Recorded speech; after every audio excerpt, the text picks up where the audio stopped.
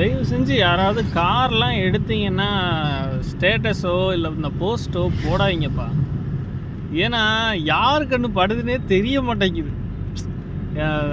அதுக்கு ஒன்று நீங்கள் ஒன்று டூருக்கு ஏதாவது போயிட்டு வந்துட்டு காரில் நல்ல இந்த போஸ்ட்லாம் போட்டு நம்ம என்னமோ நம்ம சந்தோஷத்தை ஒரு இதில் போடுறோம்.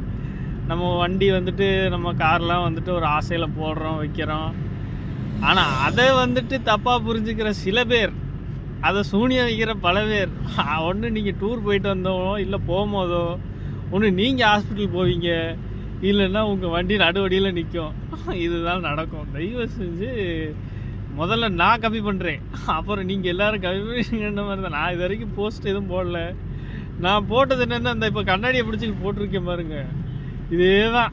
இந்த இப்போ கண்ணாடியை பிடிச்சிக்கிட்டு I am going to Ooty, I am going to Kodaikanal, இதை தாங்க வச்சேன். வண்டி 4வது கீழேருந்து மாற மாட்டேங்குதுங்க. ஒரு ஷாப்புக்கு போய்கிட்டு இருக்கேன், என்ன பண்ணுறது? போகிற வரைக்கும் யாரும் இடையில வரக்கூடாது. ஆறு அடித்தாலே எல்லாம் கோபமாக பார்க்குறாங்க. நம்ம என்னமோ வம்பு கிழுத்த மாதிரியே. பயமாக இருக்கா இல்லையா? நம்ம என்ன எதுக்காக ஆரன் அடிக்கிறோம்? போகிற எதை இடையில இடிச்சிருக்கேன். நம்ம வண்டியை பல பேர் இடிச்சிட்டாங்க. அது நான் அடுத்த வீடியோவில் காட்டுறேன். வண்டி நல்லா ஆனதுக்கப்புறம் காட்டுறேன். முடியலை. சரி, நன்றி மக்களே. எல்லாம் ப்ரே பண்ணுங்க, கம்மி துட்டு ஆகணுன்ட்டு, காசெல்லாம் கம்மியான செலவு ஆகணும் வண்டிக்கு அப்படின்ட்டு.